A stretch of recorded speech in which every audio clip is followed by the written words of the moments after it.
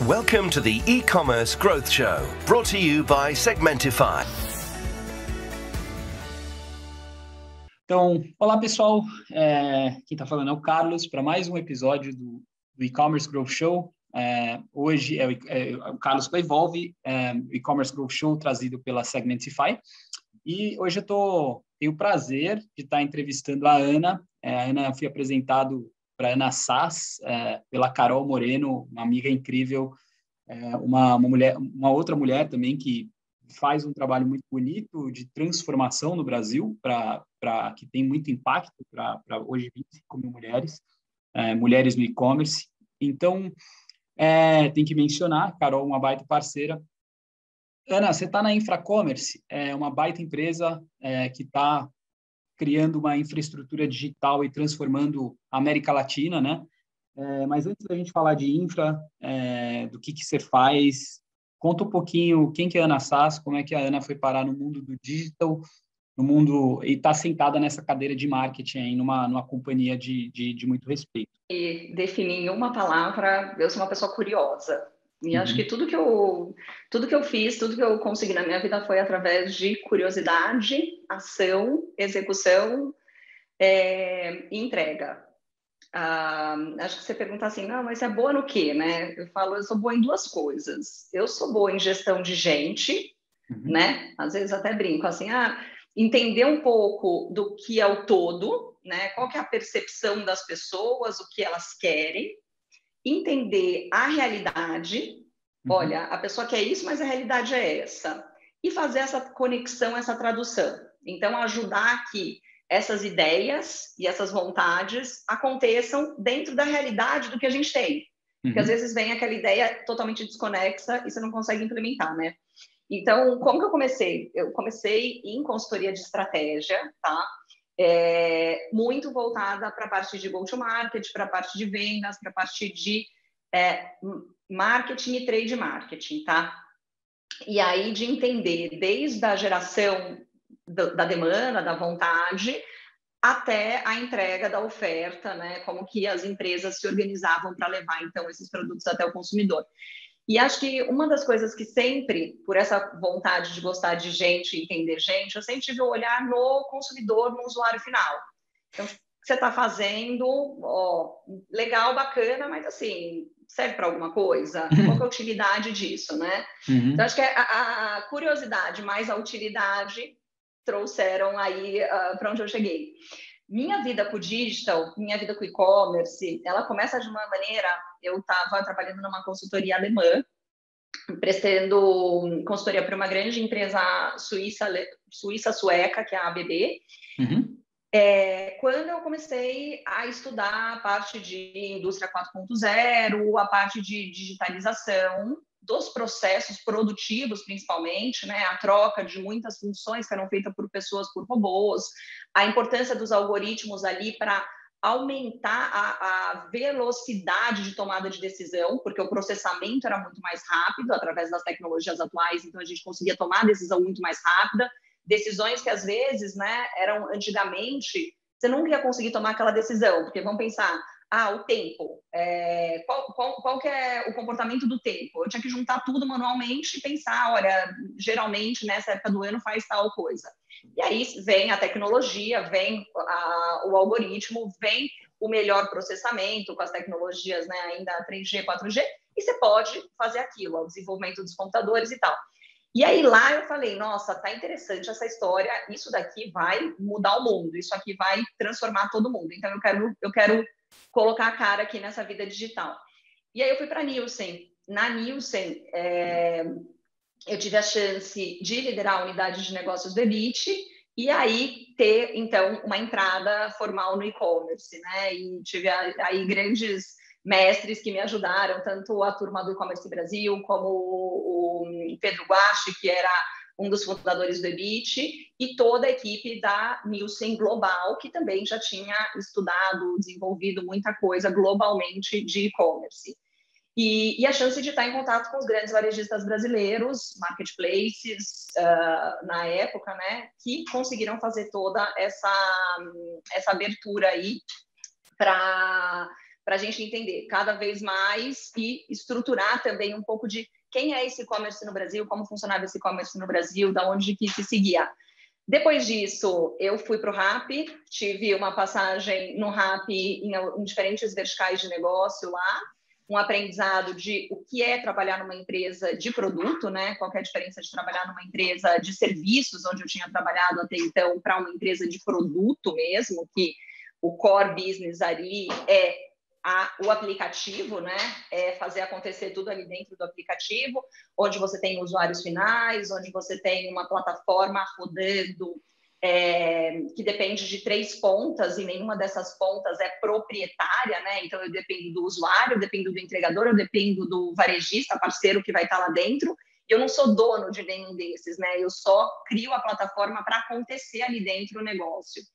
E cheguei agora, começo desse ano, janeiro, aqui na Infracommerce, com a parte coordenando aqui o marketing da Infracommerce. A Infracommerce aí, que é um grande ecossistema para fazer acontecer comércio digital e com a missão, a Infracommerce abriu capital há 1 ano, com a missão aí de ajudar, explicar, educar o mercado sobre o que a gente oferece, como a gente oferece, numa nova etapa da empresa, que é a etapa de vender produtos de forma modular. Muito legal. Primeiro, que carreira bonita que você construiu. Eu acho super legal o que você falou de ser curioso. Eu acho que o papel você é uma tradutora. Em uma palavra, a Ana ela é uma tradutora, né? Até assim, o curioso, porque eu acho que tudo que eu consegui na minha vida de mudança de trabalho, de mudança de área, foi sempre porque eu fiz uma pergunta que no começo talvez tenha sido até indesejada, sabe? Tipo, eu escutei que que a Nielsen está comprando o Elite. É verdade? Aí, onde você escutou isso? Não, eu estava dando um Google numa coisa que eu achei essa notícia. A gente está fazendo isso?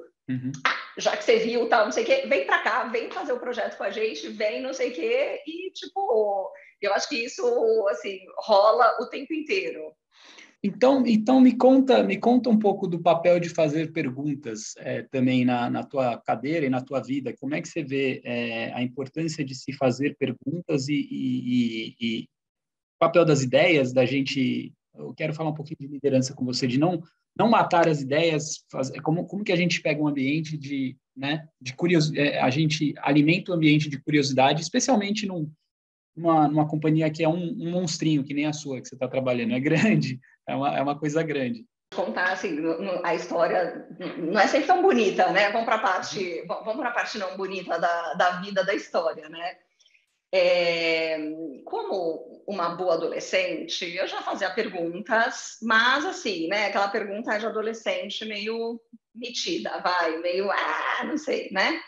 Na faculdade, eu já entendi um pouco que dava para continuar fazendo minhas perguntas, mas talvez eu tivesse que ter um pouco mais de habilidade para fazer essas perguntas.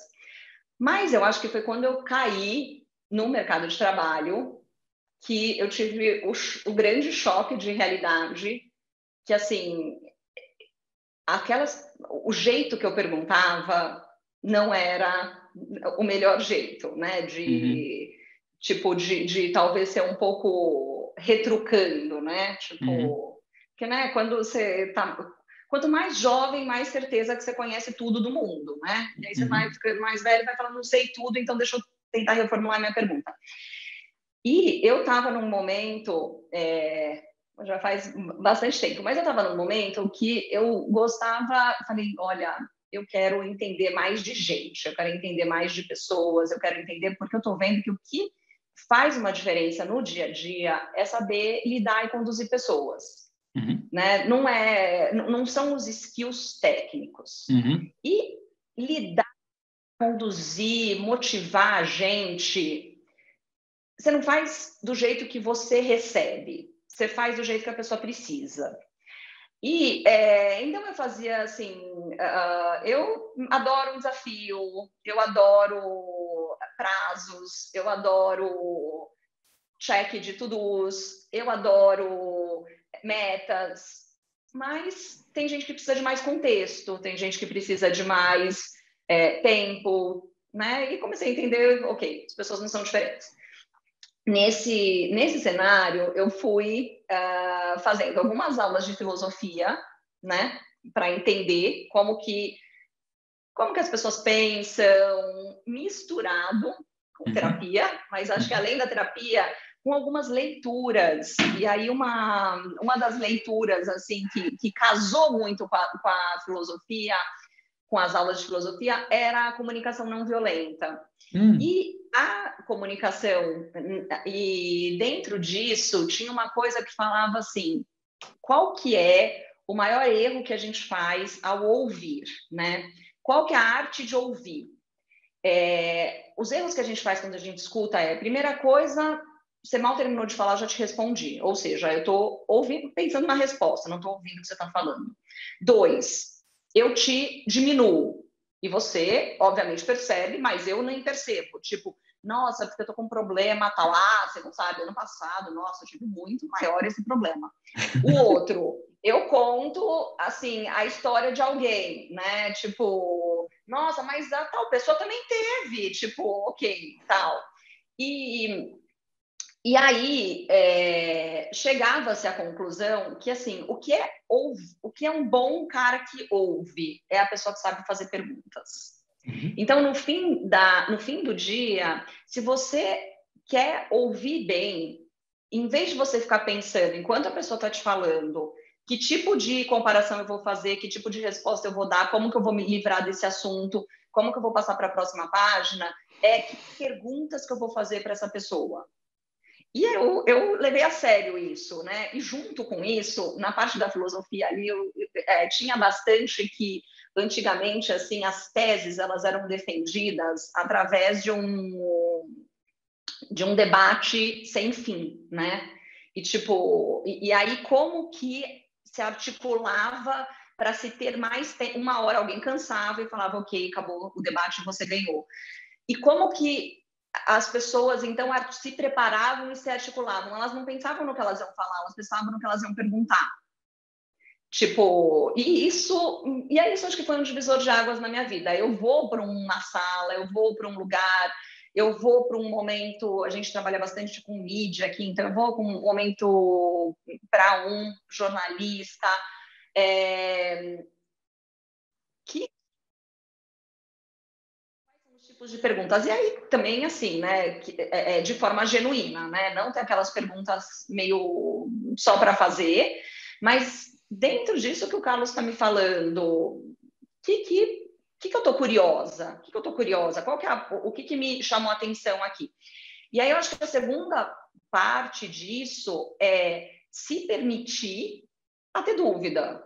Porque a gente, ainda mais no momento que estamos vivendo agora, bem o que eu digo do momento de agora? Muita informação, velocidade alta, canal te atingindo de tudo quanto é lado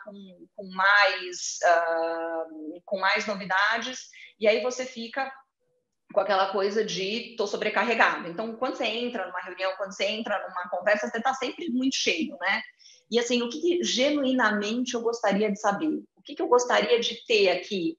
O que me chama de oportunidade aqui? E o que ajuda muito a navegar em momentos fáceis e momentos difíceis. Então, muitas vezes, hoje mesmo, né, a gente está organizando um evento aqui e o pessoal falou, nossa, querem que a gente faça isso. Eu falei, quem pediu? Quem pediu? E daí, no fim, assim, foi uma ideia de uma pessoa aqui, mas, tipo, ok. Porque acho que a gente aceita muito, né, às vezes. Então, tipo, você voltar com uma perguntinha, mas por que você queria isso? Não ofende. Eu acho que a gente foi muito ensinado, assim, mais nova, fui ensinado que liderar era ter solução, que liderar era resolver. E hoje eu acho que liderar é ouvir, é fazer pergunta, é entender o momento, é ajudar as pessoas a atravessarem, e entender que não é todo mundo que é bom todo dia. Então, como que você vai ajudar as pessoas a estarem mais no mood bom e como você ajudar as pessoas a entender se elas estão no lugar certo, que eu acho que isso é um outro aspecto que, fazendo as perguntas, você vai navegando e atravessando. Eu acho que é perfeito o que você está falando, e, aliás, no mundo que vivemos hoje, o cara que tem muita resposta, ele está mentindo, eu acho. Não, que é maluco, é um negócio tão louco, né? Amanhã já tem 300 startups. Hoje eu vi um dado assim, acho que um influenciador de fintech, o cara falou, ó, aqui já estão mais 300 startups que receberam aporte de 390 milhões de dólares. Então, né, 300 fintechs que estão saindo do forno e tem uma crise, e tem um monte de, enfim, tem um monte de coisa acontecendo no mundo que é muito maluco. Então, quando a pessoa chega com muita certeza, eu também, eu acho que eu fico um pouco com a orelha um pouco em pé, assim, né? Não dá para ter certeza nenhuma hoje. Sem ter certeza de tudo. E você melhora o seu processo de tomada de decisão, e não necessariamente como você acerta, né? Acho que essa é a dor, assim, e é a dor do momento. Concordo. Eu tenho até falando essa parte, né, de saber tudo, tal, junto a isso, é o que você vê, né? Tipo, hoje, qual reunião é difícil? Qual momento de trabalho é difícil? É quando você está com uma pessoa que sabe ouvir. Com gente que sabe falar, são as melhores e mais gostosas reuniões. Eu sei que a pessoa fala, conclui e vai embora. Eu falo, nem sair com tarefa daqui. O difícil é quando a pessoa sabe ouvir. E aí a pessoa fala, mas o que você quer? Qual que é a sua opinião aqui? Qual que é? E isso para mim até assim, às vezes até comemoro. Falo, nossa, foi uma reunião, era ótima, assim, eu nem tive que me expor, porque a pessoa já falou tanto, que já falou, concluiu, já saiu de lá, e eu sou boa ouvinte, então ela gostou de mim. Ana, muito legal. Me fala um pouco assim, eu quero falar de infra e de marketing, eu vou fazer uma conexão. Você, nas empresas que você trabalhou numa consultoria primeiro, ela era internacional, essa primeira consultoria, né? Assim, eu já fiz estágio em consultoria, mas aí eu trabalhei na Integration, que é uma consultoria brasileira. Tá. Hoje sim, com presença em mais países, mas brasileira. É brasileira, aí depois você trabalhou na Ibit, que foi comprado. Consultoria internacional, sim. E aí essa consultoria internacional era marketing e comunicação. Legal. E aí eu vou considerar que porque assim, o Kai, ele é alemão, né? Aqui está no Brasil. E como você vê, assim, vocês são uma multinacional hoje. Eu posso falar que a Infra é uma multi, né? Nacionais, estamos presentes em 7 países. Isso, exatamente. Como é trabalhar aí com um alemão aclimatado com o Brasil, que deve saber ouvir muito, porque é da cultura, né? Eu acho que é aí que volta para o que você estava falando. Que aqui, por exemplo, na Dinamarca, e aí eu estava numa... Você fala com os caras ficam assim, né? E aí no Brasil a gente tem uma cultura muito italiana, mexe a mão, um fala em cima do outro, e quando se fala com um executivo como o Caio, não o conheço, como é isso? E a sua experiência? Conta um pouquinho. Trabalhar com alemães, tá? Eu acho que eu sou um pouco gringa nisso. Primeiro que eu adoro gente que cumpre horário. Marcou a reunião, a reunião começa no horário, assim. Quando eu trabalhei nessa consultoria alemã-suíça, eles brincavam comigo, falavam, nossa, mas a gente contratou uma brasileira, cadê a brasileira, né? Porque eu era mais chata, controladora a gente combinou de fazer o evento e gastar 10, gastamos 11, o que aconteceu? Aonde que está o ponto? Porque aqui no Brasil é mais soft o negócio, né? E então, estar novamente trabalhando com alemão, para mim é uma facilidade. Acho que tem a coisa de ouvir, tem a coisa de colaboração muito forte, de respeito. E acho que os alemães, eles são inteligentes em se fomentar, se circular de pessoas boas, estratégicas e que complementam o que lhes falta ou o que eles admiram em outra cultura. Então, eu acho que a gente tem hoje, que a gente, depois das aquisições que a Infra fez, eu acho que a gente tem uma equipe de liderança muito preparada e muito complementar para os desafios do dia a dia, tá? E dos que virão pela frente. Acho que nisso eu gosto bastante da cultura, assim, você não tem só gente igual. Às vezes, já trabalhei em algumas outras empresas que é assim, o estilo que dá certo aqui é todo mundo que gosta disso, que gosta de falar muito, que gosta disso, que gosta daquilo. Que acho que uma das boas práticas que a gente tem aqui é ter perfis diferentes e muito complementares. Quando eu falo de complementar, eu quero dizer em relação a como a gente forma o pensamento, porque você vê que tem gente que forma o pensamento mais no passado, né? Então, qual que é o critério? Por que você acha isso? Como a gente chegou até aqui?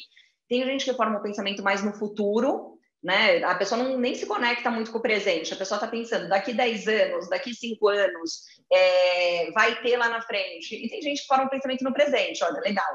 O passado falou isso, o futuro é aquele, mas assim, precisamos de uma reunião aqui para alinhar as pessoas, porque está cada um fazendo uma coisa, cada um indo para o lado. E eu acho que a gente tem essa complementariedade de perfis aqui dentro, que para mim é um grande ponto, uma fortaleza do negócio hoje. E como uma profissional já com algum tempo, é uma das coisas que eu valorizo bastante num ambiente de trabalho. Excelente.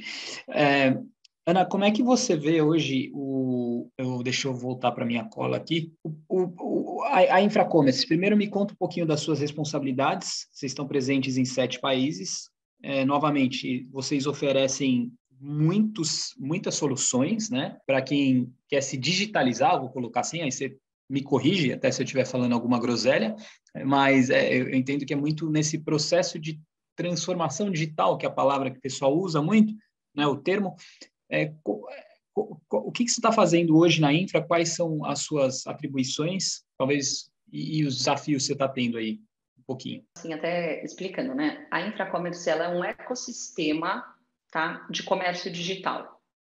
O que significa isso? Hoje, se você criar um e-commerce, se você quiser ir para o comércio digital, você, principalmente, tá, indústria, tá bom? Você tem 2 caminhos. Ou você monta, faz parceria com um ecossistema, ou você opera tudo dentro de casa, sozinho, subcontratando parceiros, tá? Por que a gente se chama de ecossistema? Porque a gente tem todos esses grupos aqui dentro de casa que vão te ajudar a fazer acontecer a vida no comércio digital. Quem que tem também todos esses grupos dentro de casa? Os grandes marketplaces, tá? Então, os grandes marketplaces brasileiros, eles também têm. E eles também são ecossistemas digitais de comércio. A diferença da Infracommerce desses ecossistemas é que a gente não tem a nossa marca e a gente não tem a nossa plataforma com a marca. A gente tem plataforma, não tem a plataforma com a marca direto para o público. O nosso desejo é ser esta plataforma que empodera as marcas dos fabricantes com o ecossistema, mas a estratégia é da marca. Qual que é a diferença grande nisso? Quando você tem a sua marca dentro de um ecossistema que tem a marca dele, vai ter o interesse da marca dele. Por exemplo, eu sou uma indústria de calçados, eu quero vender mais no Sul. A marca do ecossistema decidiu que esse ano vai focar no Nordeste. Eu não vou vender mais no Sul, porque ela decidiu Nordeste. Então, eu vou no embalo da decisão da marca. Por exemplo, a marca do ecossistema decidiu que não vai empoderar Pix, ela quer empoderar a vertical dela de pagamentos. Então, você não encontra facilidade de pagar com Pix, talvez, que você encontraria aqui com a gente. Você quer fazer um programa de cashback, mas a marca quer fazer um outro tipo de incentivo. Então, assim, se você quiser que a sua estratégia seja o core da sua ida para o digital, para o comércio digital, é difícil você sobreviver muito tempo dentro de um ecossistema, de uma marca forte, do marketplace. Em contrapartida, se você falar, vou fazer tudo dentro de casa, o que acontece? Você fica refém de não ter escala. Por quê? Você fala, poxa, eu não estou conseguindo um valor de frete competitivo com o que eu tinha antes dentro do ecossistema. Eu não estou conseguindo um call center que me atenda 24/7, porque eu estou contratando gente só para mim, independente, estou treinando todo mundo. Então, quando você vem para a infracommerce, a gente tem essa escalabilidade de um grande ecossistema. Então, você tem a vantagem de conseguir otimizar muita coisa, atingir o Brasil inteiro, ter os melhores profissionais treinados e acompanhar a evolução tecnológica que você não teria se você estivesse fazendo independente dentro de casa. Por exemplo, estava falando de Pix, né? Quando o Pix foi lançado, muita gente que fazia dentro de casa demorou para conseguir colocar o Pix online. Por quê? Porque tecnologia dentro de casa tinha tantos projetos que teve que abrir caminho para fazer mais esse. Aqui, o nosso negócio é fazer isso, é fazer a tecnologia, é ter os melhores profissionais. Então, é mais fácil da gente liberar e fazer. Bom, no B2C, quando a indústria quer ir direto ao consumidor final, quanto no B2B, quando também quer digitalizar o processo de vendas de go-to-market através de distribuidor e tudo mais. E aí tem muitos caminhos, por exemplo, assim, o que a gente tem visto é que a indústria, ela está hoje repensando aquele cara que ela não atende mais diretamente. Então, vamos lá. No passado, ela atendia um pequeno bar diretamente, daí entrou o distribuidor, mas também o distribuidor falou, poxa, não está compensando ir até lá, e esse pequeno bar começou a comprar no atacarejo, tá? Então, ele pegava o carro dele, saía, ia lá e comprava. Só que a gente sabe que os atacarejos estão aumentando os preços, né? E muitas vezes você, o usuário final, também compra. Então, a indústria agora está vendo que se ela se juntar a esses distribuidores e fizer um caminho mais digital a esse bar, o bar consegue dar um melhor benefício para o bar de preço, né? E ela consegue fazer aquela rota que ela talvez tinha parado de fazer porque tinha sido muito custosa, agora de uma forma digital. Então, o que a gente vê também é que a gente não tem um ganho só das indústrias envolvidas, mas de toda a economia, porque o dono do bar, ele consegue um valor melhor, porque agora o caminho está sendo digital. Bom, então, assim, a Infracommerce é ecossistema para comércio digital, seja B2B, B2C. E aí, sim, são muitas soluções aqui dentro. A gente tem, que a gente vai chamar de flagship store, o que a gente quer montar essa loja, né, online, fazer toda a gestão do pedido dessa loja. A gente pode montar omnichannel também nisso, então ela pega da loja física, pega da loja online, faz toda a distribuição do estoque. A gente tem o que a gente chama de marketplace in e marketplace out, ou seja, quando você pode se tornar um marketplace e vender outras coisas dentro, quando você quer se plugar a outros marketplaces, então também a gente faz esse trabalho de plugar essas marcas dentro dos marketplaces, né, de fazer toda essa administração. E a grande novidade da virada da Infracommerce, depois de abertura de capital, foi oferecer soluções modulares. Então, que a gente hoje chama são os produtos dentro das verticais de negócio. Então, hoje a gente tem a InfraShop, onde tem as soluções de tecnologia para montar loja e gestão de estoque virtual.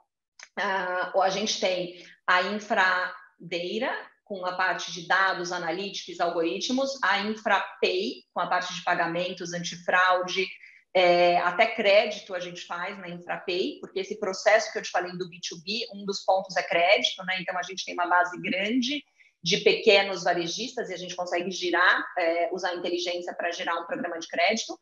E Infralog, com a parte de entrega, seja abastecimento, CD, loja, dark stores, e a parte de digital, que é CRM e ativação, com plano de construção, de aquisição e ativação de clientes.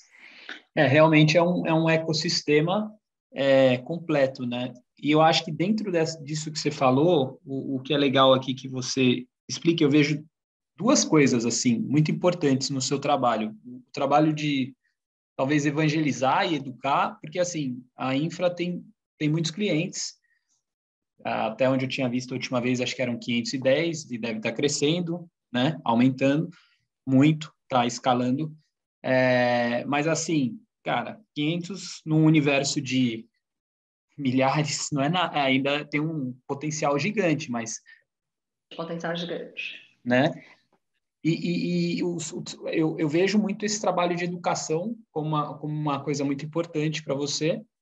E aí também eu queria, então vamos falar do papel da educação, especialmente nessa indústria 4.0. Eu acredito que é um tema muito forte hoje, né? O new wave aí no mundo é o B2B commerce.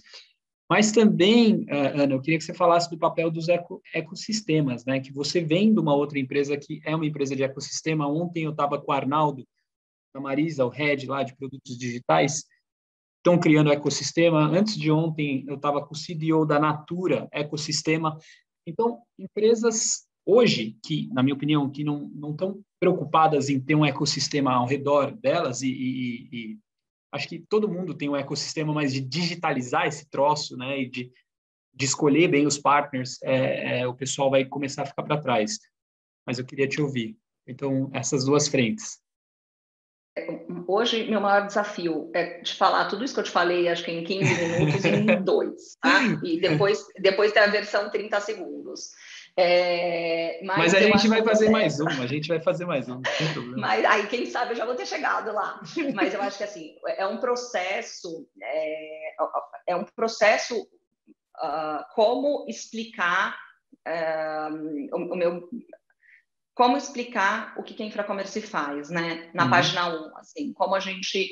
E aí, como uma coisa existe a parte de branding, existe a parte da gestão da marca e da gestão dos produtos e nomes e arquitetura e como a gente vai explorar toda essa marca no mercado, até assim, a pretensão é que a gente chega a ser uma ingredient brand, que é aquela marca, né, que é um ingrediente para, por exemplo, você quer montar um bom ecossistema, você vai ter que usar Infracommerce ali no meio para ter um bom ecossistema, né? Que aí vamos falar, a gente quer ser a Lycra das roupas de ginástica. E nesse contraponto também, como que eu vendo isso, como que eu passo essa ideia, né? E através de muita execução, de muito trabalho, de muita entrega, e comunico com o mercado, né? E me posiciono num momento que o mercado ele também está muito dividido entre startups da tecnologia e empresas tradicionais. Então, às vezes a gente fala, não, eu não sou a startup que criou um flywheel e que não está se provando. Eu tenho coisa muito concreta aqui dentro. Eu tenho até muito mais cara de empresa tradicional em algumas coisas do que um flywheel que ainda não se provou, né? E que dá lucro, e que dá lucro, é importante falar isso também, né? E assim, então é muito delicado essa apresentação. E o trabalho de construir marca, principalmente construir marca aqui no Brasil, assim, ele é um trabalho de bloquinhos a bloquinhos, né? Tem que explicar, tem que entender. E aí eu acho que a gente entra na parte de educação. E aí eu acredito que a gente só vai conseguir se a gente conseguir desmistificar aí o que é cada coisa. E uma das outras coisas que eu acho que eu também, falando lá do começo, né, o que eu faço bem feito é desmistificar a coisa. Pegar aquela pergunta complexa e falar, entendi, é isso que você quer, né? Então, eu acho que muito como a gente vende uma coisa complexa de uma forma muito fácil. Eu gosto muito dos exemplos para isso. Então, a gente está aqui, como a gente cria um bom plano de marketing que vai ter experiência, vai ter evento, vai ter vivência para conseguir transmitir o que a gente faz. Porque tem marca assim que cresceu com muito investimento de marketing, né? Colocava, põe a marca, uma hora você nem sabe o que faz, mas você fala, gostei daquela marca, estou junto com ela. E não é a nossa proposta aqui. A nossa proposta aqui é uma proposta de construção com reputação, com educação, para também um desenvolvimento da sociedade ao nosso redor, né? Não só colocar mais um incentivo ali, viver por algum tempo e depois não estar mais presente. Então, a gente tem um comprometimento, acho que com o desenvolvimento da América Latina, que esses 7 países que eu citei, todos ainda aqui na América Latina, muito grande, de trazer tecnologia, de empoderar as pessoas e de ser um local hero da América Latina. Hoje, até acho que foi o grande tema da NRF, ecossistema, né? Quando você entra na discussão do digital, uma coisa é mandatória. Não vai dar para você ter controle de tudo. Não vai dar para ter tudo dentro de casa. Tem gente que descobre rápido, tem gente que demora. Mas eu afirmo, não vai dar. Você vai ter que ter parceiro. E você vai ter que saber escolher parceiro, você vai ter que saber fazer parceria, você vai ter que usar inteligência artificial, algoritmos, você vai ter que usar um pouco machine learning, você vai ter que usar a tecnologia a seu favor. Querer fazer também tudo do jeito que você fazia antes e que funcionava, não vai resolver. E, como sempre, você tem que saber o que o seu consumidor quer. E o consumidor, o que aconteceu? E aí que eu vou fazer o link de volta para o ecossistema. O consumidor, na pandemia, a gente fez milagre para deixar, a gente não aqui em Infracommerce, estou falando o mundo, fez milagre para deixar o consumidor satisfeito. Tá? O que significa a gente fez milagre? Cara, eu sou uma pizzaria, eu não vendia no e-commerce, não vendia no aplicativo, não vendia nem no WhatsApp. Eu preciso sobreviver. O meu consumidor, eu quero que ele também entre e esteja satisfeito. Então, eu comecei a vender pelo WhatsApp, eu comecei a vender pelo aplicativo, eu comecei a vender, eu fiz um site e eu fui. Eu pagava o motoboy o preço que ele pedia, eu fiz promoção, eu fiz tal. Ufa, passou aquilo. Voltou a ter gente dentro do meu salão, voltou a ter gente dentro do... voltou a ter gente em diferentes horários. Nossa, o menino do WhatsApp não consegue mais dar vazão, porque ele está servindo a mesa. O meu processo não está mais adequado, porque agora eu tenho que ter processo balcão e processo entrega. Nossa, eu estou achando meio caro a taxa que o aplicativo está cobrando, porque fica melhor para mim se o pessoal for comer aqui dentro. Então, todo mundo passou por esse momento de vou fazer de tudo, e fez, e agora está no momento de repensar a que preço isso foi feito e o que é viável continuar fazendo. Só que o consumidor, ele está falando, como assim? Há um ano atrás, a sua loja me entregava em meio-dia e agora você me entrega em 3 dias. Como assim? Caiu a qualidade. Não está muito bom. Tem uma grande varejista de roupa internacional espanhola que é um belo caso. Eles têm uma entrega muito bacana, própria, tal, que eles estavam entregando em meia hora, em meio-dia. Então, tudo que era feito até meio-dia, eles entregavam até as 8 da noite. Por quê? Porque todas as lojas deles no Brasil estavam fechadas. Então, deu para realocar a gente. Agora, eles estão entregando em 3 dias. E eu escuto o pessoal falando, nossa, caiu demais a qualidade. Gente, é estratégico, assim, eles estão tendo que viabilizar. Claro. Não dá mais, e tem opção de você ir no ponto de venda, mas o consumidor, para ele, caiu. Então, todas essas marcas em diferentes segmentos, elas estão descobrindo, assim, que elas vão precisar montar este ecossistema que elas viram que dá certo, que o usuário quer e que o consumidor quer, mas agora de uma forma mais inteligente. Então, sim, eu acho que é o tema da vez, é a conversa da vez, muito acelerada pela pandemia, né? Você deu um negócio para o usuário, você deu um negócio para o consumidor que ele falou, nossa, eu quero continuar com isso, e uma hora você vai quebrar, né? A gente vê aqui muita gente hoje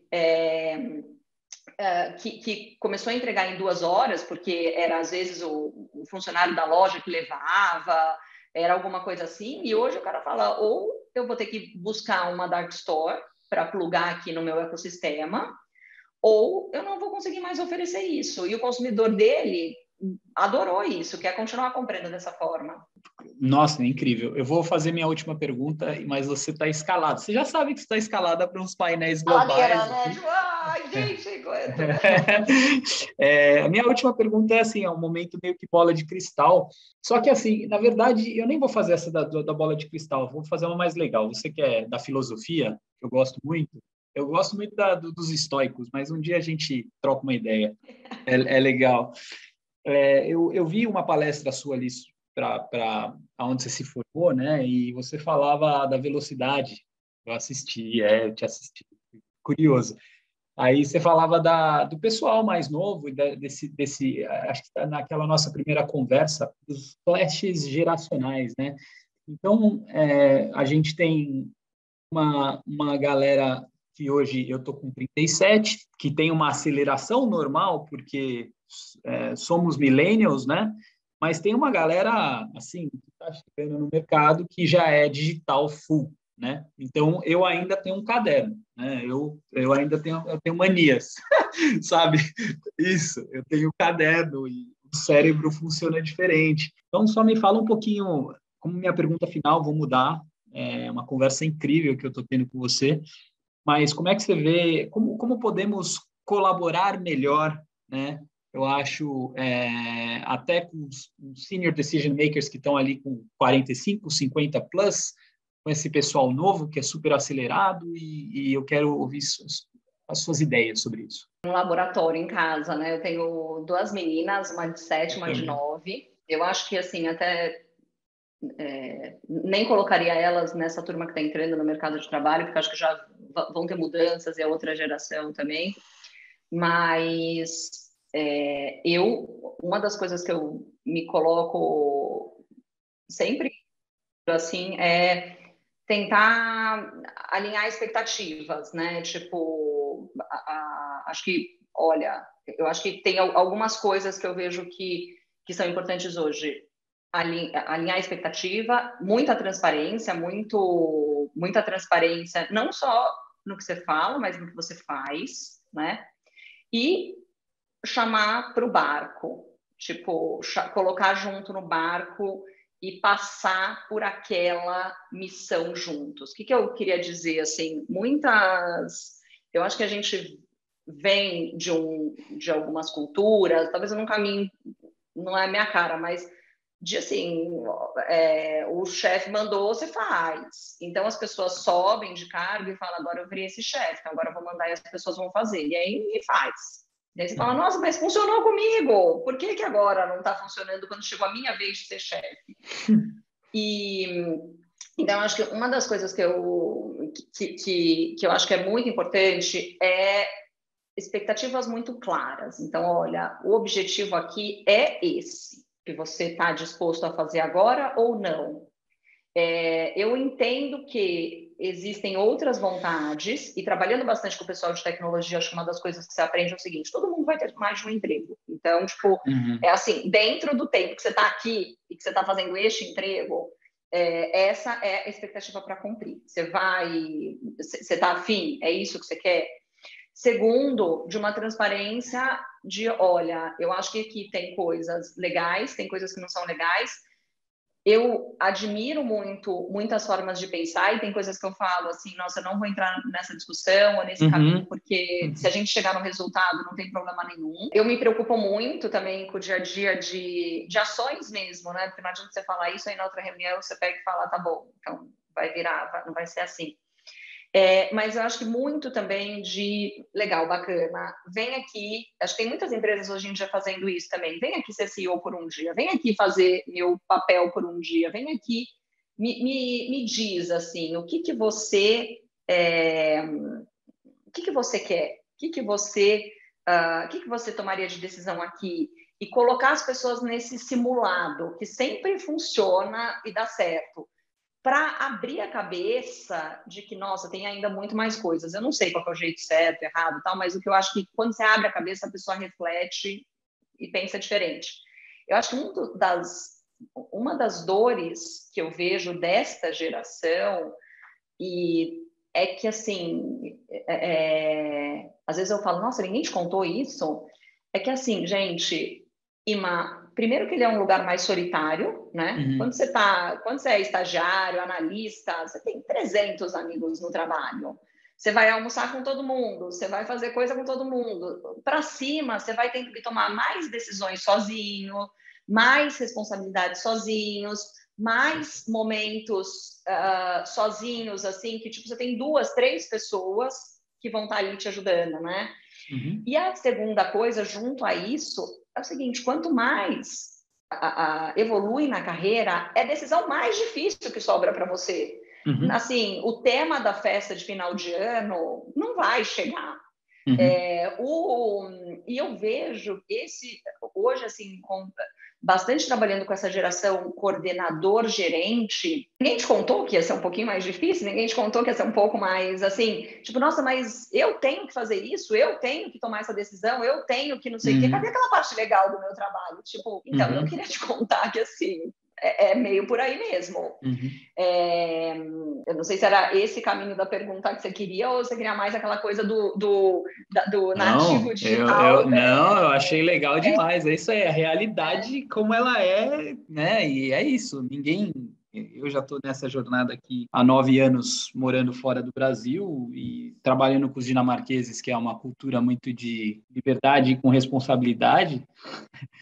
Então é isso, é por aí mesmo, né? Ninguém te dá a resposta, né? E esse é o game da vida. No final, você vai estar sozinho, né? E você vai ter que descobrir os caminhos. Mas eu acho que também tem uma grande maravilha nisso, né? Da gente poder desenvolver relações boas. De novo, é uma coisa solitária, né? Mas essa parte de desenvolver relações, né? Perdão, pode falar. Relações, assim, acho que obviamente muito mais profundas, são menos, mas muito mais profundas, né? E mais verdadeiras, porque você fala, tenho pouco tempo, então eu vou usar meu tempo de forma...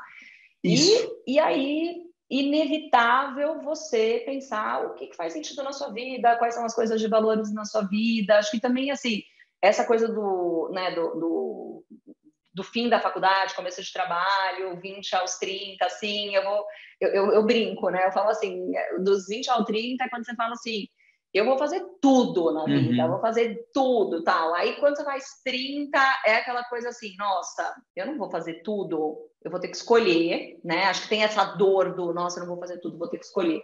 E aí, depois vem aquela coisa assim, nossa, mas tudo bem, pelo menos eu vou escolher coisa boa para fazer, né? Tipo, porque a primeira dor é a dor, nossa, eu perdi. Eu quero conhecer todos os países do mundo com 20 anos. Aí, passou os 30, você fala, eu acho que eu não preciso ir em todos os países do mundo.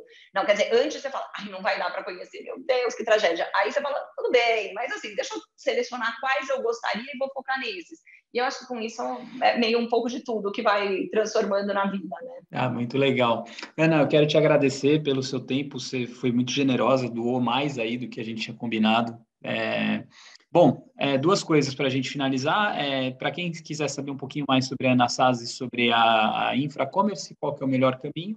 O site da Infracommerce, infracommerce.com.br, a gente também está no Instagram, acho que Infracommerce, procure a gente, Ana Sass também no Instagram, eu ainda sou tímida, posto pouco, e né, sou outra geração realmente, mas quem sabe eu chego lá. A Carol pode dar umas aulas. Ela é uma nativa digital. Por favor, preciso, nativa digital, a Carol é. Muito legal. Ana, muito obrigado. E é isso aí, pessoal. Obrigado. É isso.